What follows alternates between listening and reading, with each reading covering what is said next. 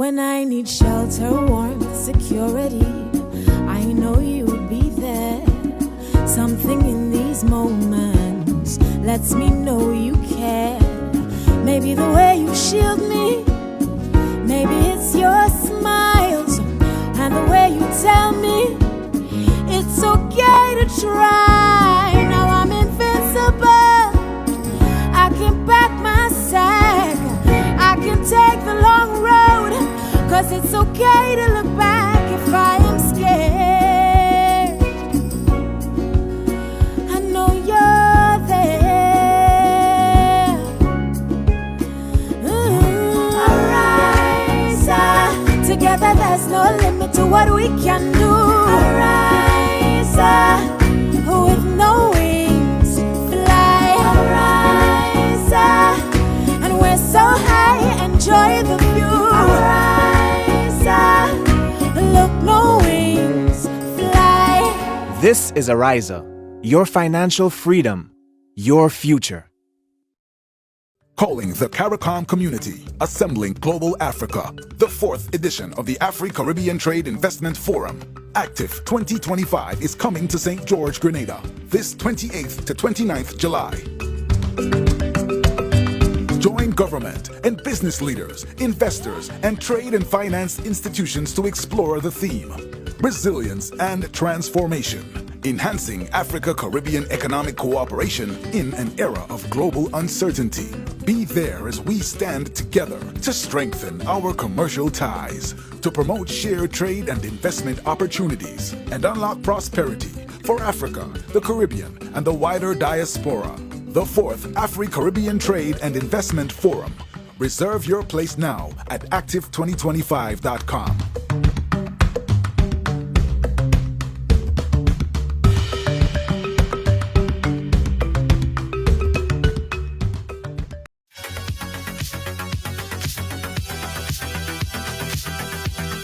Yeah. Yo.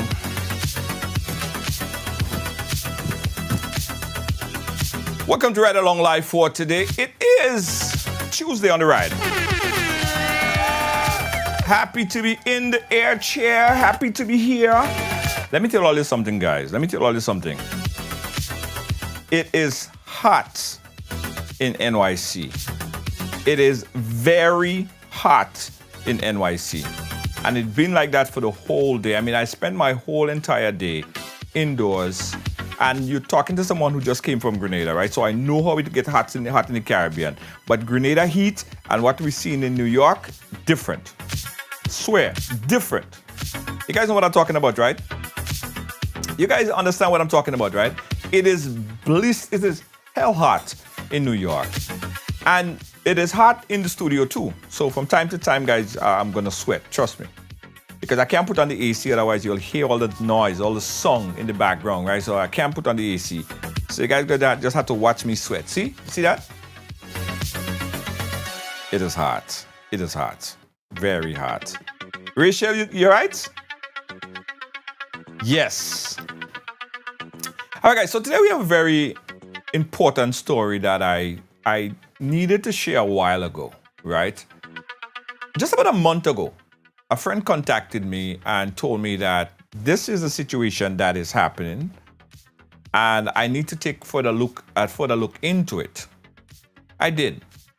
I got a second call from someone else from Canada who said to me, Junior, I heard a story in Canada and it named a person from your country, and I think you should take a closer look into it and do what you can to build some awareness for this particular story.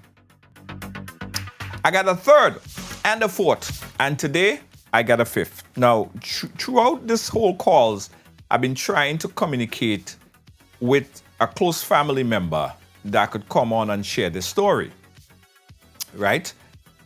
But it just so happened that I got a call today from that family member, and I think it was important that we cancel everything else that needed to be spoken about today and bring this family member on so we could understand what is happening. Serious things. But I want everybody to hear the story. I want everybody, everywhere to hear the story. So here's what I want you to do for me right now, guys. I want you to click that button, that share button, or just click add followers. Add followers. I'll do it on my end as well. Add followers. And when you click add followers, all your friends, everyone that follows you get that notification. All right? Because you know what we do with that ride along, right? You know what we do with that ride along. We pay it forward. So let me go and share. Let me share here. I want to share it and tag a few friends as well. I want to tag everybody. Everybody. Thank you. Thank you for the star. I just got some stars. Thank you for giving us the stars. We appreciate that. Laura, thank you so much. Lenora Augustine, thank you for the 90 stars. I really appreciate that for the stars. Veronica Sandy, thank you for add followers. Jennifer, thank you for add followers. It's important that we get this out far and wide. Lenora, thanks again for the followers. We need to get this out far and wide. Now, we are different from many other platforms. We are the voice of the people. We are the people who listens to the story. As we said from day one, everyone has a story to tell. All right? And it's important that you, more than you, right? Because then you get the information and we're able to do something with the information. Lydia Louison, thank you so much. Janelle Andal Lewis, thank you so much for the follow as well. We appreciate you. I still think you guys could do more follow than that because I want this program to reach everyone in Canada, everyone in the United States, every single person on mainland Grenada. Because I think that if we have this consensus of viewers, we'll be able to get something done, accomplished. All right. Let me go. Everybody I'm tagging.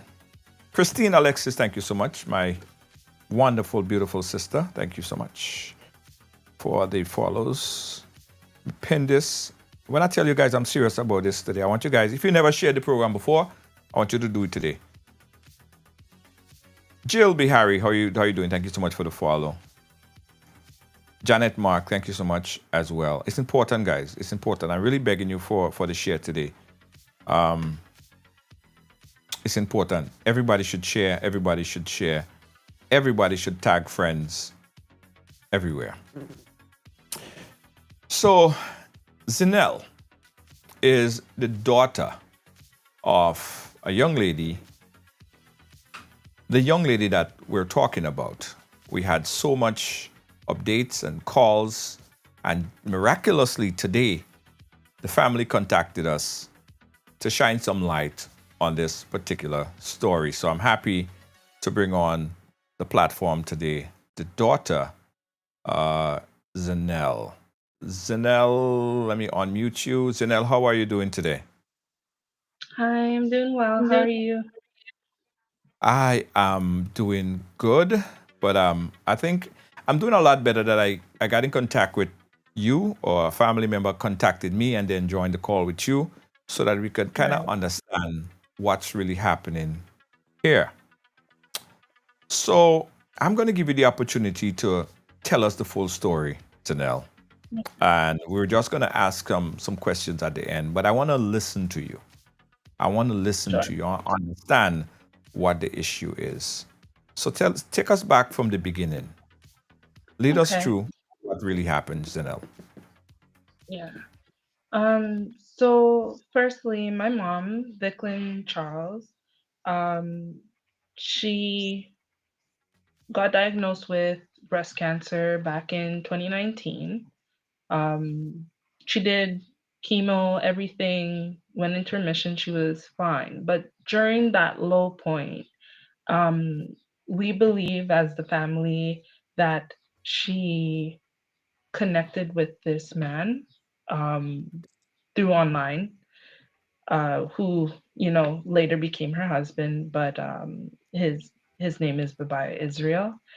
Um, I'm guessing, you know, and kind of played on that in a sense, to kind of get to know her, kind of built that trust with her. Um, and that's how they met. That's how it started. So, moving about 2 years forward, she moved a couple of times. She owned a couple of homes, and he, for the most part, was still in the States. But coming towards, I want to say, 2022, uh, he came to Canada, kind of stayed with my mom for a bit. At that time, I wasn't living with her, I lived on my own. Um, and they actually got married, more so eloped in Niagara. When that took place, no family members were there. We were actually informed after the fact. So that in itself brought a lot of concern and questions, which we didn't get too far with. Um, Shortly after that, my mom decided to sell her home in Brampton and now move to the States with him. And she took my youngest sister, who is 12, along with her. During that time, we spoke every now and then through phone calls, but not frequent enough to really gauge what was going on while she was there in the States. It was about 2 years and a half she lived there with him.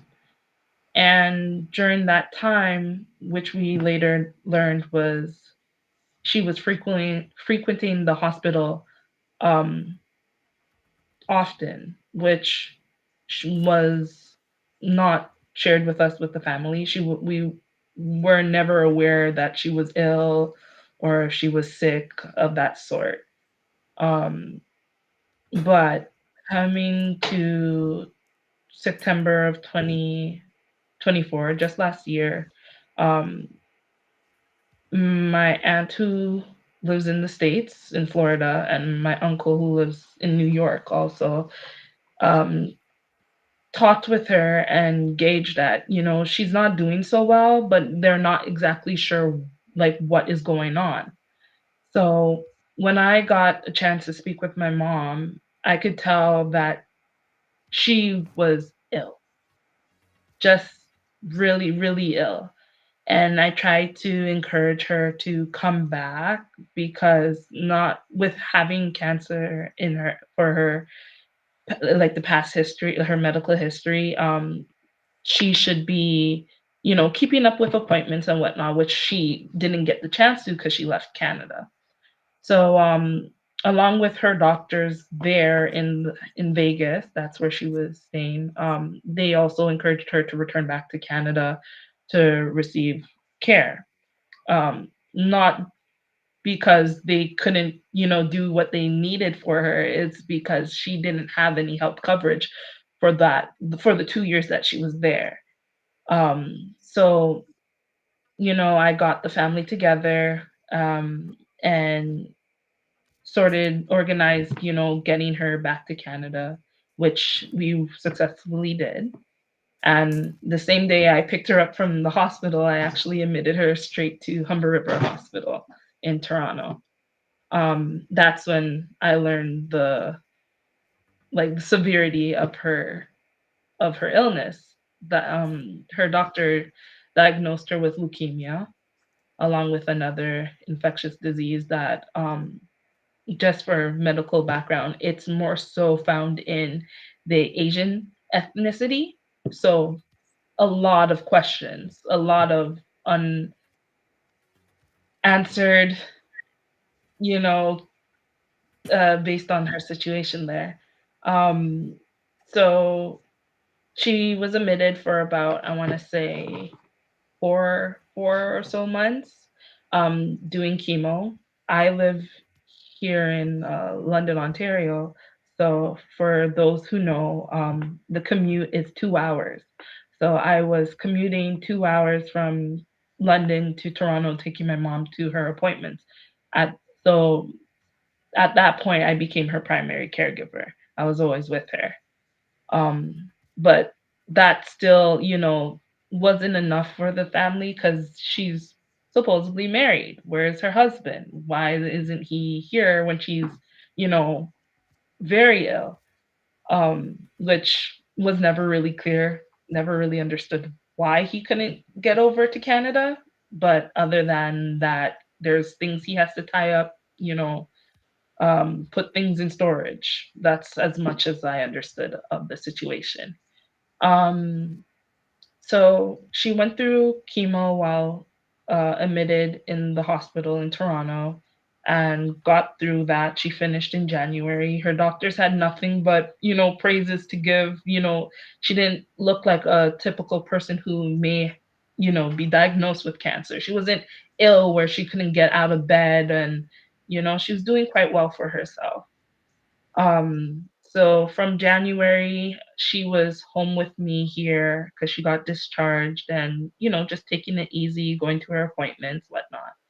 Um, Fast forward to about March, she, informed me that, oh, her husband will be, making his way here, to Canada.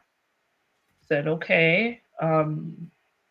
You know, just that okay when he gets here, you guys, I guess they had planned to figure things out, finding another place to stay because there's no way she could return back to the states, in her condition. So he arrived here in Canada, um I want to say late March going into April of, yeah, this year. And I remember going to work and coming back home and all her stuff was gone. Um, she didn't let me know or anything that she was planning to leave or whatnot because when he arrived, he got a hotel to stay for the night and whatnot.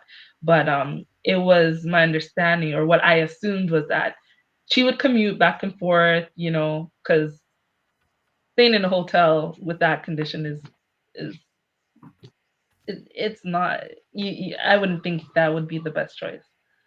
Um, but she had left my home and they were staying in the hotel for about 2 weeks. The first week of her being in the hotel, it seemed fine. Um, she developed a cough, which, myself and her sister, man, kind of encouraged her, hey, you should check on that. You shouldn't be getting sick, um, after being on chemo. Your immune system is quite vulnerable. Um, but she never really had that urgency that I've seen her before have with her health to get it checked out. So coming to the second week now of staying in the hospital, she finally decided that okay, it's pretty bad. She wants to go and um, check, like get it checked on. And that same day, she got admitted into the hospital. I believe that was March 23rd. She got admitted. They they diagnosed her with pneumonia. Just Mm. kind of out of the blue. She was doing so well. Nothing would have indicated that it would have gotten to that point. Um, I spoke to her the morning of March 24th. I had plans to visit her in the hospital and grab anything she needed. And she sounded fine. Nothing that would raise any concerns. But I believe once it turned about 10 or so in the 10, because I spoke to her quite early. So by noon, I got calls from my elder sister saying, you need to get to the hospital really fast. It's not looking well. They assumed that she had a stroke. So I All right, rushed so over to the hospital. let's take a pin right there. A lot Mhm. said, and I want to take it kind of slow so the audience get a good appreciation and understanding of the full story. All right. So we'll Right. pick up back from there. But I want to ask you a quick question, right? As it relates Right. to the type of relationship you had with your mom. Because you said earlier that, you know, initially the relationship was such that they was not married, but they, he said that they was married. And when they did Yes. officially get married, they eloped. They went and they ran away and got married. I mean, she's of course old enough to do that. Right. What was the relationship with you and your mom? Me and my mom was we were close. Like l- one thing I can say that we bonded over is our um our profession because my mom was a nurse. You know, Okay. she when I while I was in elementary school, she was actually studying to get her nursing license. And when I Yes. went into high school, that's when she got it. So we were quite close. We bonded over our, interest in medicine and whatnot.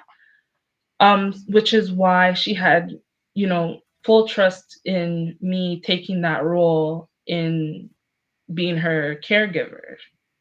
I Right. didn't have to, look for, any outsourced caregiver to, be there for my mom. I took the time off and took care of my mom. Right. So the relationship was good. The relationship was good. Yeah. The relationship was good. We talk and stuff like that. But she eloped Mhm. and she didn't invite none of her kids, none of her family member besides just her, and the young man. Yeah. Yeah. How did she come when did she came back and told you that she was married, or how did you found out that she got married? Um, I found out through her kind of indirectly. She actually just sent me photos of it, of them, getting married. When it came to their relationship, because us as her kids didn't feel like she went about it in the right way by, introducing him first to us, letting us, kind of get to know him. It was quite rushed. So there was a lot of uncertainty about him, which I guess she did not feel like she needed to explain, being the adult in this case. Um, so we were kind of left like we just had to accept what was going on. Right. So she didn't want you guys to know. Essentially, she didn't want you guys to know. Do you Essentially. feel like she was? Do you have get the feeling that she was pushed, or she was rushed, or she was brainwashed into doing this? I mean, she's an adult. She could do that if she wants to. She don't necessarily have to get your approval. But do you believe that something happened abnormal during the process? Because you know your mother, you know how your mother communicate, you know how your mother, you know the kind of relationship. Do you think it was her to do something like I that? Normal thinking self? I don't believe that was her. I don't feel like that was something that she came up with. I feel like maybe he had, said, "Hey, we're gonna do this," and she just went along with it. Right. Okay. All Yeah. right. Let me bring everyone back to speed where we are. So Mhm. we have here Zanel, the daughter, and her mother. Where we at right now, her mother, she was explaining the type of relationship she had with her mother. Her mother found this young man. She lived in the United States for quite a while, back and forth. And she's from Canada. Well, she originally from Grenada, but she lived in Canada for quite a long time. And she met this guy. She was in Canada. She was diagnosed with cancer. She was back and forth in Canada. And we got to the point where her mother came back to Canada to seek medical attention because she was diagnosed with leukemia, right?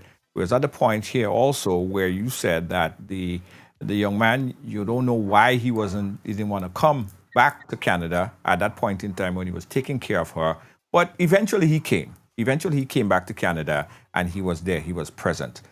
What type of relationship did you have with him? We We didn't really have a relationship. Um, there's honestly not much I can really speak on. We communicated back and forth um, in regards to like my mom at most, but I wouldn't like you hear me addressing him as my mom's husband. You know, I'm not gonna say stepdad because I didn't feel that type of connection because I don't really know him. I never got the chance to actually um know who he is as a person. Right. Was he much younger than your mom, or much older than your mom? No, they were roughly in the same age group. My mom was in her late 50s and he also was in his late 50s. Okay. All right. How many kids? How many kids your mom has? It's four of us all, in general, Okay. all girls. Yeah, Okay. I'm the Well, second oldest. okay. All right. And last thing before we continue with the story, when you said that she wasn't feeling too good when she got back to the hospital, when she lived in the United States, did she at any point obtain legal residency in the U.S.? No. Oh. When I spoke with her, it was always that, the process was taking place. Later I learned that they got uh denied or they not approved for it, but the reason was never clear why they couldn't Mm. get their citizenship, but that was the case. Well, was he a citizen of the United States? Yes. Oh, he was a citizen. Okay. All Hmm. right. Okay. We got some foundation going. So start back from where now. She's in the hospital. She's not doing too well. Your sister said, "Come down, check on your mom because she's not doing too well." Start back from there. Right. So I got the call and she said essentially just get over there. When I got there, when I arrived, I couldn't even go in to see her just yet. The social worker wanted to talk to me and, kind of run down that, oh, your mom's not doing so well. You know that she's very sick. And all of this is just kind of overwhelming because I seen where her start point from when she first arrived to back to Canada to her actually gaining strength, moving around, still wanting to get up and cook and all this stuff, to now you're telling me she's really sick. Like you know what I mean? It was just a lot. Um, but they had explained that she had and essentially she had a stroke. It wasn't due to the leukemia. It was that she had a stroke. Um, and essentially them keeping, like keep doing CPR and all of that is essentially preventing her from, passing. Right. Um, so at that point, when I got the chance to walk in the room, I could tell that she was essentially gone. That it was just our time to just kind of just I guess our last moment with her. Mm. Um, Raul, I ask a question here because there are a few questions I want to ask as well. Raul want to find out what role did your mom play, if any, at all, to foster a relationship with you and him? Your mom would have a critical role in that relationship. Did she try to bring you guys or bond you guys together at any point? Um, I have to accept that she did try, but it was very forceful. Mm. Um, it wasn't like I said, he was living in the States for majority of the relationship from when we heard that, this is she would always refer to, oh, this is my husband now. Mm. Way before they even actually eloped, right? So it was more so like video calls than she wants, kind of put the camera in your face and say, "Oh, say hello to so and so," whatnot. But out of all of my sisters, the only one who really got the chance to form a relationship was the youngest. Right. Okay. Mhm. The I'm seeing questions like, what's the real purpose of this of this live? You'll understand the real purpose of this live shortly. Just be patient. We need to create foundation, and I think we're doing that. So after your mom passed, after you found out that she wasn't doing well, and you figured that that was the end and time for you to make your last preparation and wishes, did you know of or know if your mom had a will at any point? Um, I want to say that when my mom had her insurance policy done, it is my belief that she would have had a will. Um, but I guess the issue is, where would that will be, Hmm. right? Like I said, my mom and all with all of us, her girls, we're close, but she did not disclose that much with us in terms of, her last wishes, where to find things. So that's why we're kind of left in a blunder here. Right. Right. Um, do you know if, or did she discuss anything in terms of ownership of property or funds or anything in particular, that if something were to happen, of course, you and her was close. If something were to happen, then this person would be the next of kin, or that person would have to make the decision on her behalf. We know, of course, if she's now married, then her husband legitimately become that person, right? Did she speak to you about anything? Did she convey any message or information to you in regards to that?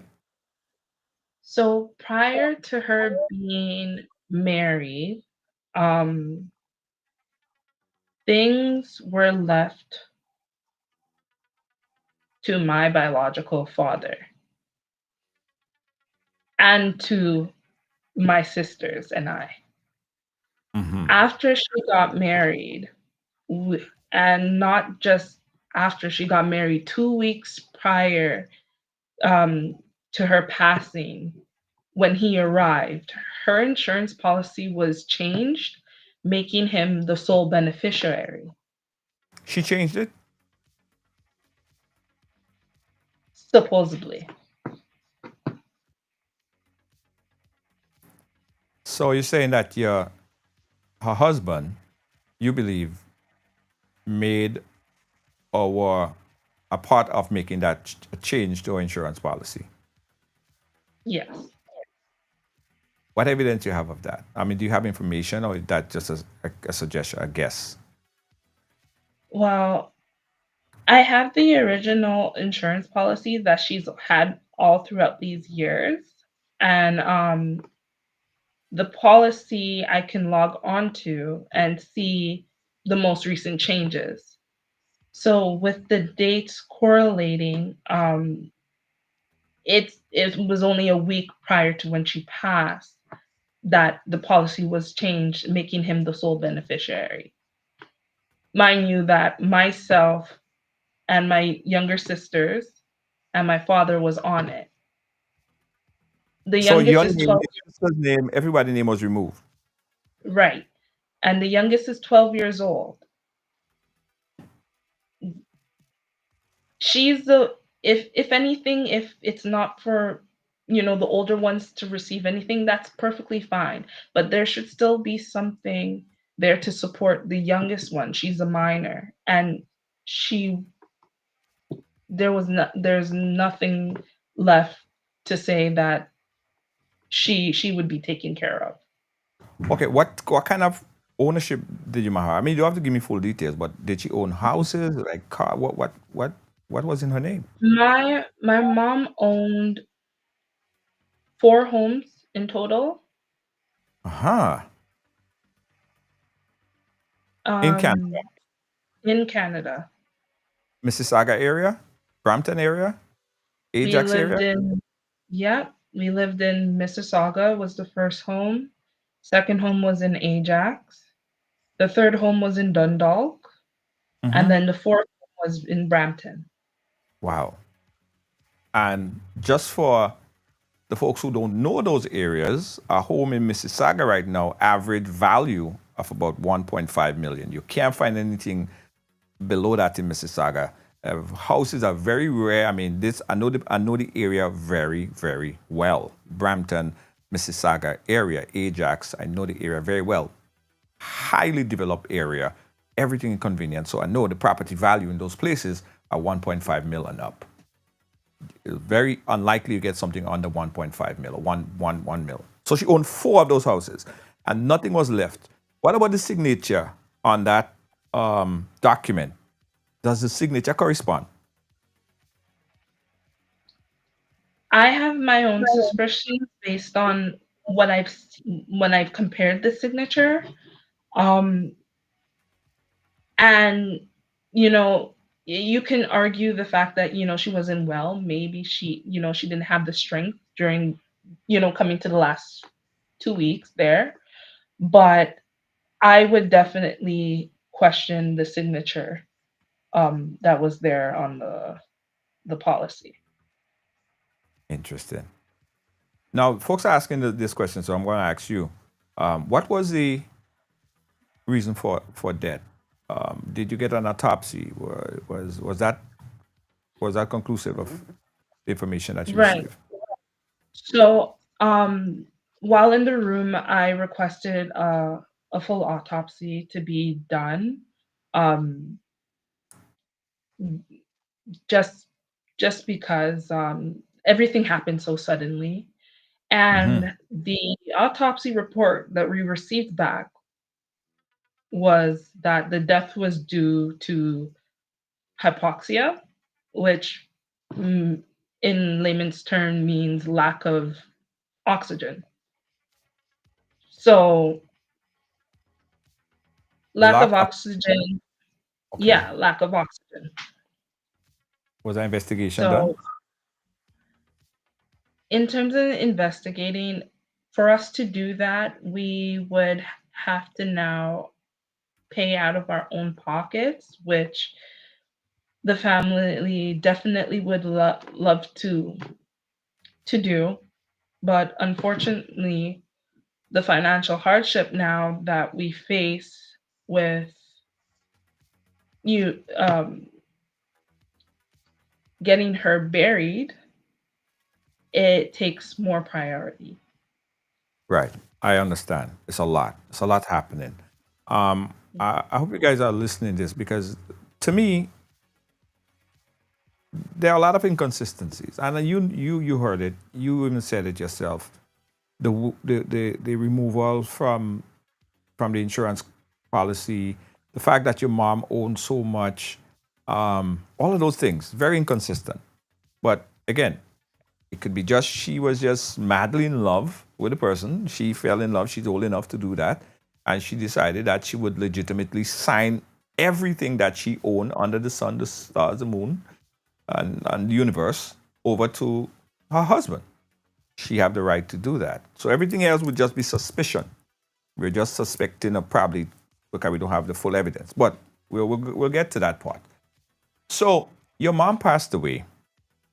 What role did her husband played immediately after you found out that she died? Um, with all honesty, not much. From what some may view as distraught, um, just kind of secluding himself. I was the one to start making the phone calls to funeral homes, um, getting quotes, trying to organize. certain things, which I had to, of course, work with him in for financial reasons. And most of the time, the response I'd get back is, whatever you guys, you guys choose, just let me know. Okay. So, I went ahead and made appointments with funeral homes to get everything started. But every time I made two steps forward, I would have to take one back because he would end up going to the funeral home saying, well, I'm in the area to try and finalize everything without having, her daughters included. Um, and I'm Whoa, whoa. only finding out, He wanted to set it up without having you guys included. That's what you said? yeah, yeah. Strange. I mean, at this point, I can only say the truth because I would try and, take that initiative to, work with him. Again, like I don't really know him, but I'm doing this because this is, the person my mom chose. So I want to be respectful. I want to be cordial. So I'd make the appointment. I made an appointment with the first funeral home. Mind you, we had to go. It was a process. So for the first funeral home, I made an appointment, let him know the date, and then I get a call from the funeral home, the director saying, "Oh, so and so is here. I was just wondering where you if you were attending." And all I could say is I didn't know the dates were changed. Hmm. So, that also makes it just didn't look good on our part because now the funeral home that manager or director is there trying to figure out what exactly is going on. Why would someone come in without, the family when you had already expressed that the whole family wants to be there to, see the process through. Right. Right. And why Mhm. would from I mean, you thinking about it, why would he want to not have you and the rest of the family a part of your mother's funeral? What what why would you think he would want to do that? Um, Observing all that have taken place till now, I can only say it was just about control. He really treated it as we were the outsiders, um, that we have no entitlement to anything in that pertained to my mom. Hmm. Hmm. Okay. So what happened to the houses immediately after your mom died? Did he immediately claim ownership of all our properties? What happened there? Because that means that if he's the one now that is next of kin, he basically has the monies, whatever. He probably in a financial better off position to pay for the funeral because he now have all of that stuff. What action did he take immediately after, as it relates to the houses that your mother owned? Okay. So again, he wasn't in the picture when she had the Mississauga house, but Mhm. I want to say for the last two, I believe he did sign for, I'm not sure in the right terms or the right words for it, but I believe his name was on the house in Dundalk and then was on the last house she owned in Brampton. Um, with her passing, you have to get a list of her, her estate in order and all that, whatever information is needed. So I found that the money that she should have had from selling her last home, it was never deposited into any of her Canadian accounts here. Where was it deposited? So, pardon? Where was it deposited? I could only assume it was deposited into his account in the States because she wasn't a citizen. No, but that's going to be, And hold on, that's going to be difficult to do. Um, that's going to be difficult to do for that money to be transferred into his account in the United States. That Mhm, that that can't just happen like that. I mean, I'm no lawyer, I'm no real estate agent, mhm, but in order for that money to transfer, there it's a process. It could mhm. happen. She could deed the money or gift the money to him in Right, certain kind of way. But just to deposit the money into his account, I don't believe that process could be so seamless. I'm right, just saying. right. I Mhm, stand corrected from some of the legal professionals on there. Did he have an mhm. account in Canada? Do you know of any account? Do you know of any financial holding that he have in Canada? Um, of his own, I do not believe so, but she had made a joint account with him for Uh, one of the accounts she had here in Canada. that's more probable than having Mhm, that money transferred to his American account. That's going to be a lot more difficult. Not impossible, but I think a lot more difficult. So it's quite mhm. possible that he acquired her bank account information in Canada that he had joint connection to. So he could have obtained that very easily, Right, right? right. Did he have any Mhm. conversation with you um, in terms of how he is going to help financially in paying for the funeral arrangement for your mom? So a few days after she passed, I, initiated a meeting to kind of gauge what our next steps are. I mean, it's a first for me and my sisters having someone pass that we had to take responsibility of. So I asked him, is the insurance policy, is that what we're supposed to use, for her funeral service, for her burial and whatnot? And he said that yes, that's what we're supposed to use. It's more than enough um, to take care of her funeral arrangements and carrying out her last wishes. Right. Okay. Well, that's good. Mhm. So he agreed to play that role. He agreed to make those funds accessible to do that. Right, right. But Um, but um, because as things progressed, he was doing things behind our backs and acting without, involving us. Um, it raised concern to if he would really fulfill that role.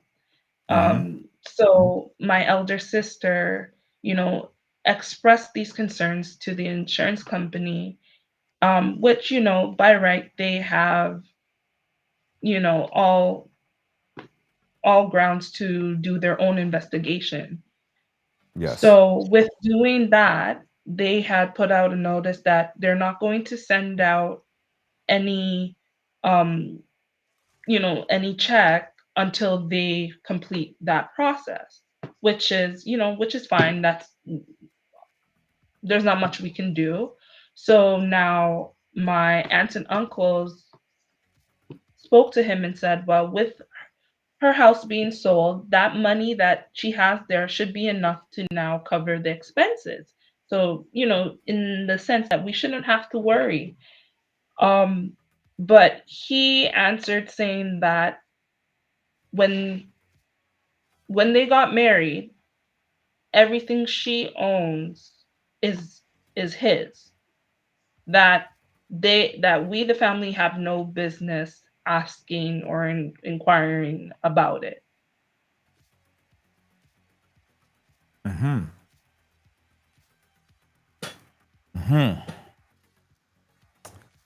So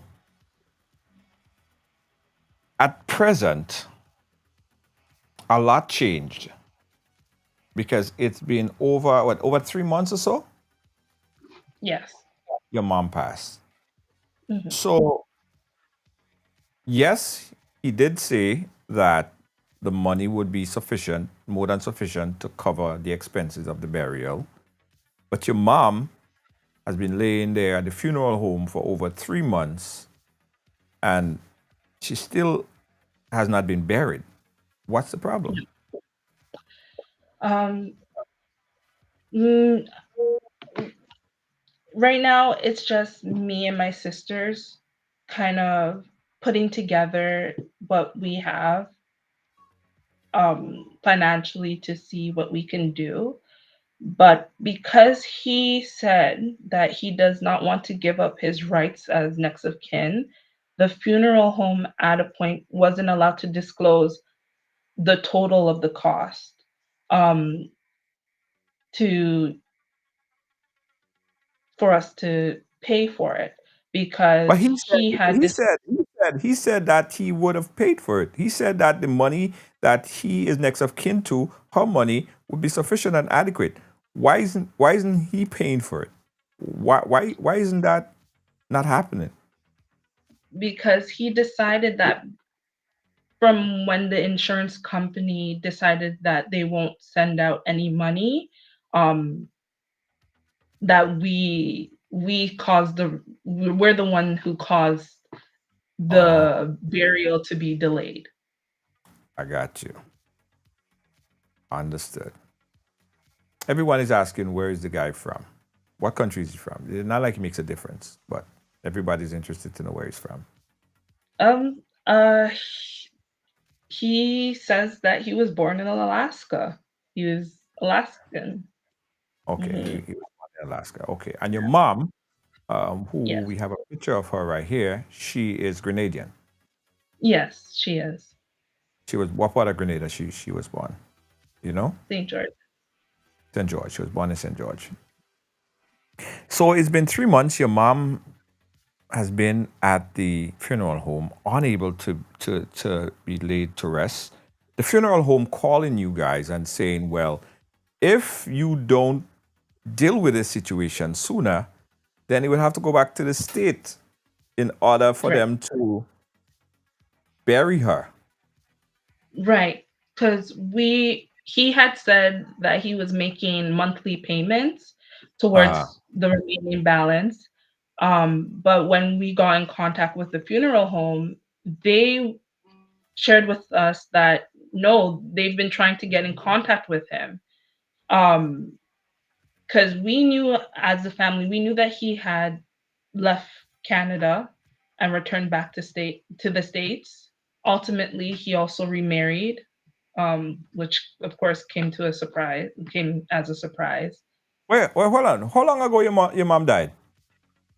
She passed March 24th. March 24th of this year? Yes, And when did he get married? Remarried? it was 2 months after, so in May. Wow. Okay. Yeah. Okay.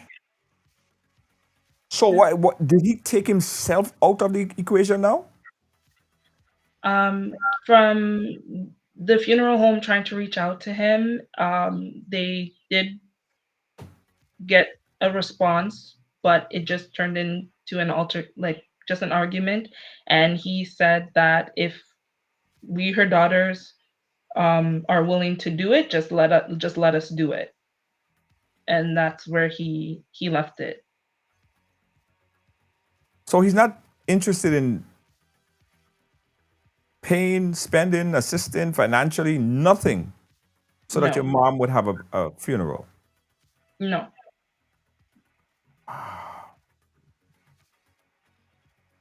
Wow. So where are we now?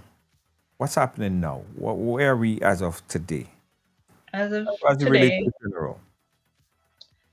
um, as of today, mm, my sisters and I created a GoFundMe because Uh-huh. ultimately we do not have the means to take on the remaining balance from the funeral home on our own. Um, extended family is doing what they can, because they're not here in Canada, but they're doing what they can to support us. But we've created a GoFundMe to gain some financial support and donations that I've since received our first payment, and I've paid that towards the funeral home. Because lucky enough, the funeral home was kind enough to say that since we've been transparent with our situation, they'll see what they can do on their end and work with us to get my mother buried. Because, like, like I said, it's going on like 4 months now. Because March, and she's still there at the funeral home. Wow. This is a very, very, very sad story. And I could understand your frustration. I could understand the rest of your family, your sister's frustration, because your mom lived such a positive life and she were able to acquire so much, came from Grenada and worked to acquire 4 houses and do everything right, and Right. now she's at a funeral home with inadequate amount of money to even get buried. Exactly. Exactly. That's what we're struggling with, because in no way does she deserve this. She worked too hard, to provide me and my sisters the things that she lacked when she grew up. So I'm sorry, I don't want to cry. I know, I know. But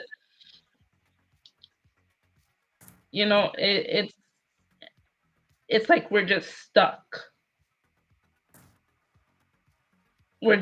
We can't really get the time to properly grieve because she hasn't been laid to rest. Yes.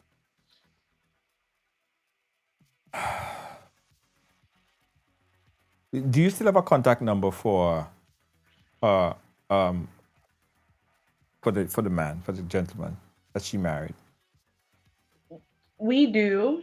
Um, all my sisters and I do, but when I try to get in contact, and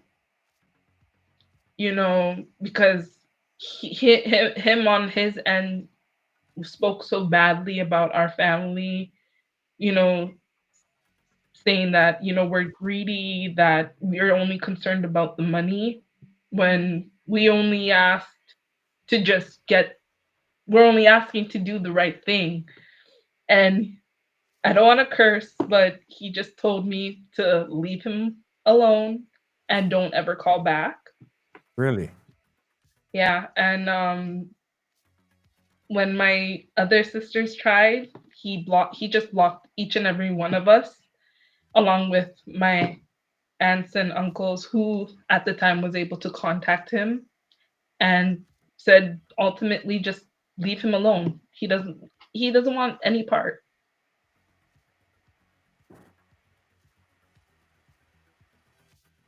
Hmm. Hmm. Wow. Um, this is really sad. I don't know how else to put it. This is, you can't even grieve. You can't even, because all this happening. You can't even.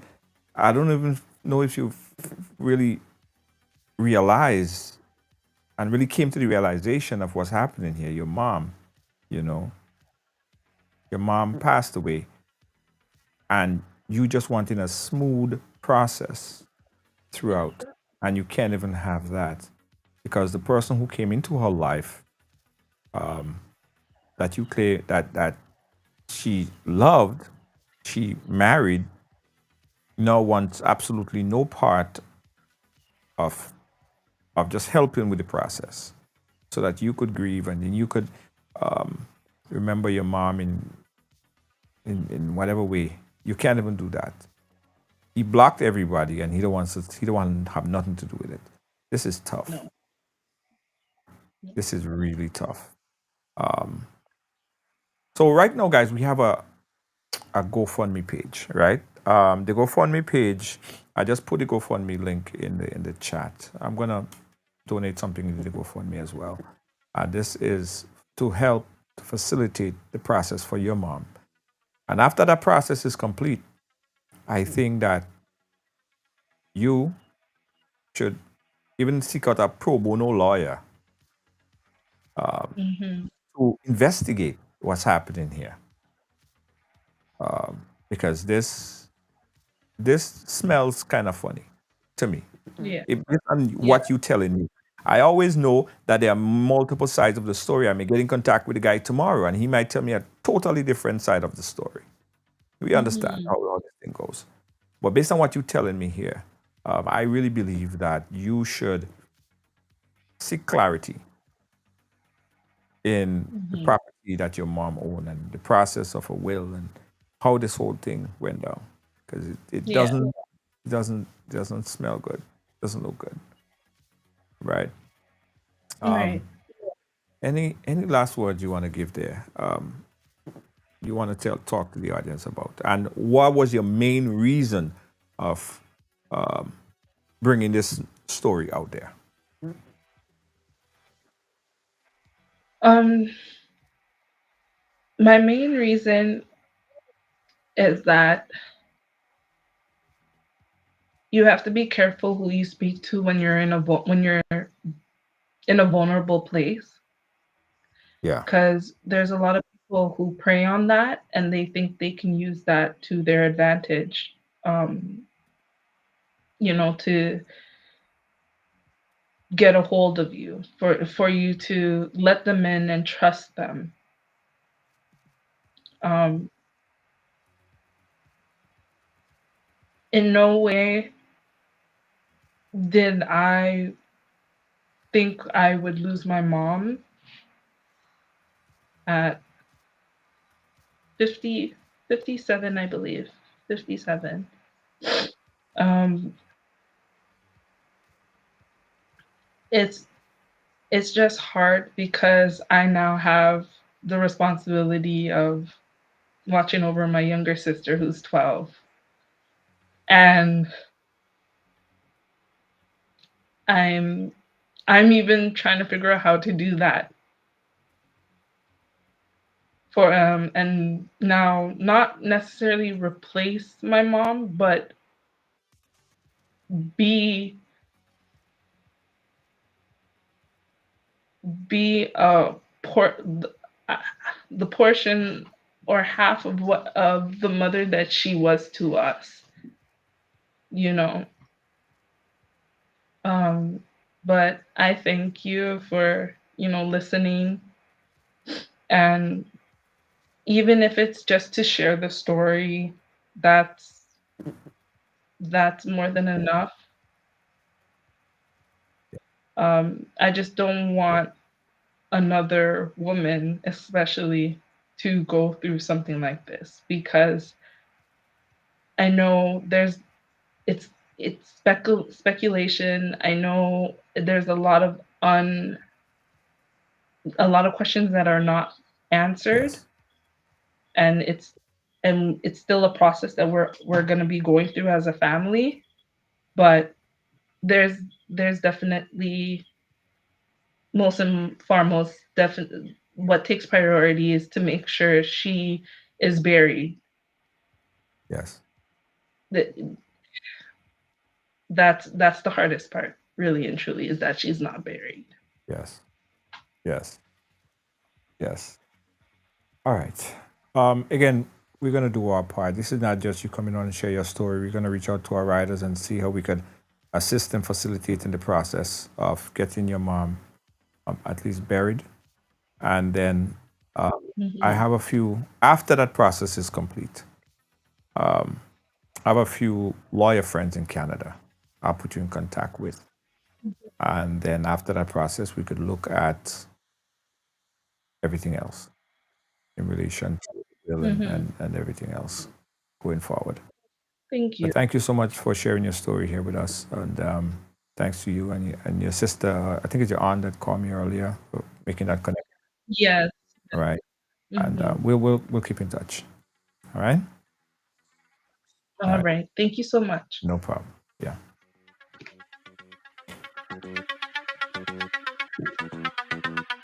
Yeah, boy. Whoa. We'll be right back. Celebrating 40 years is a significant milestone that often evokes reflection, gratitude, and recognition of accomplishment. Feeling very excited about it.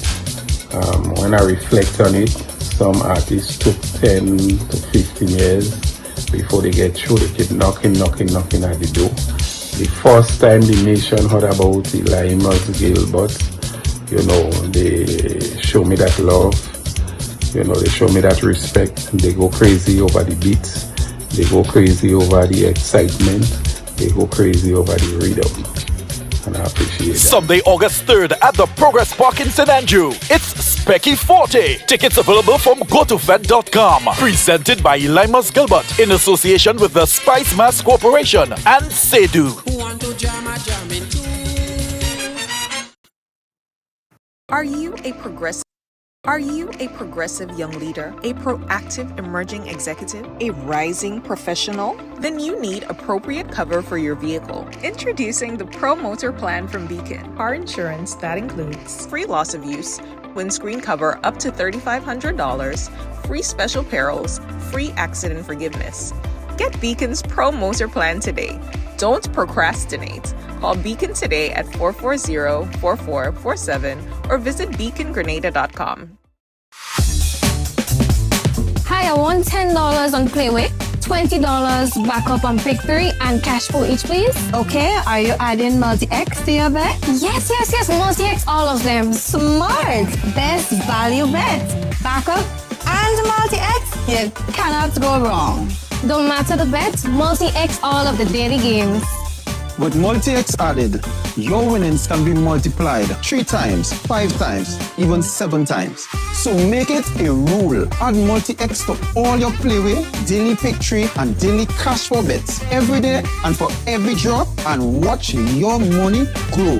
Available at stores and online. You heard it here. Multiply your winnings daily. Must be 18 or older to play. NLA, making your dreams come true.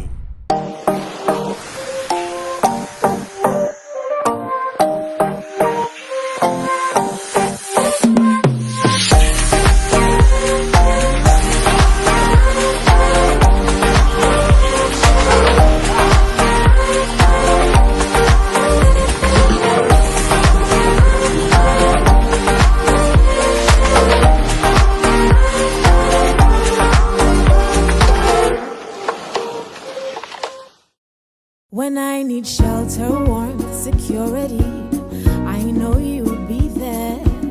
Something in these moments lets me know you care. Maybe the way you shield me, maybe it's your smiles and the way you tell me it's okay to try. Now I'm invincible.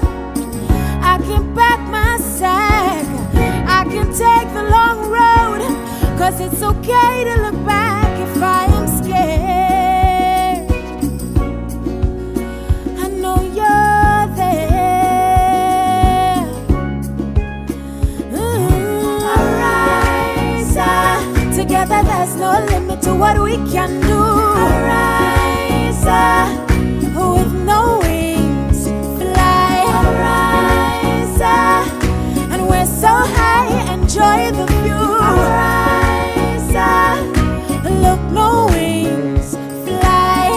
This is Ariza, your financial freedom, your future.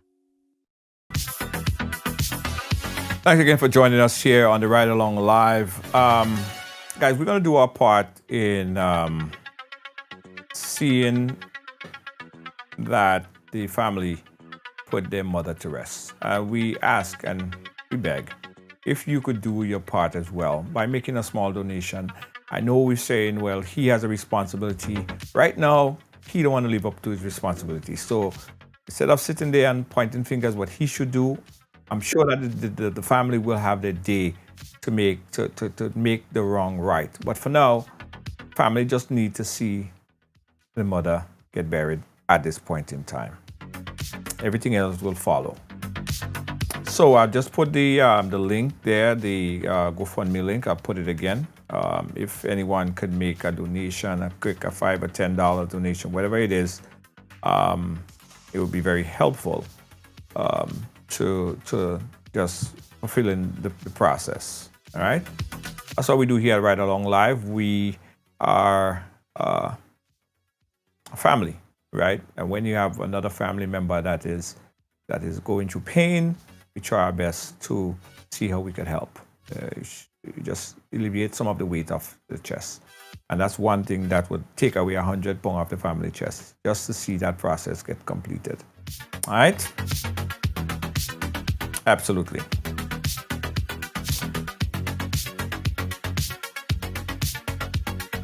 All right, guys, we have a lot to also talk to you about in reference to what we're doing here at Ride Along Live.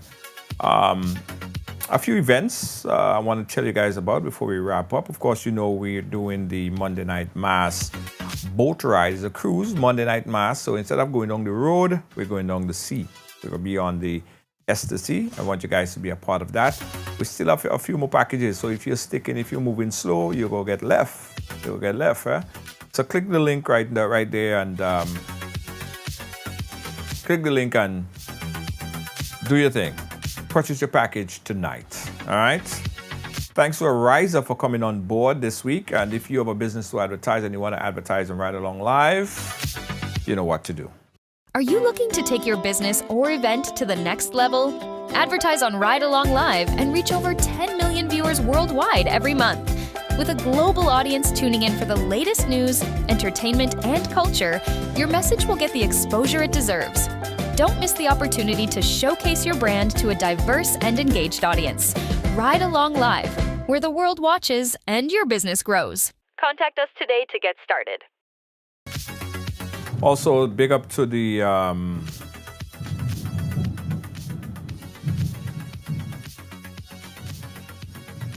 what's that?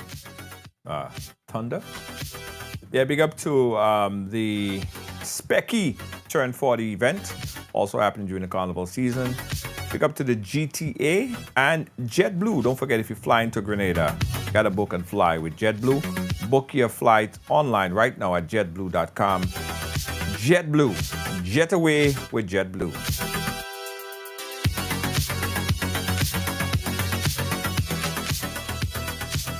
Also, guys, if you're looking to book a tuk-tuk, go on an excursion ride. Yeah, check us out at ride.gd. That's ryde.gd. Check us out today.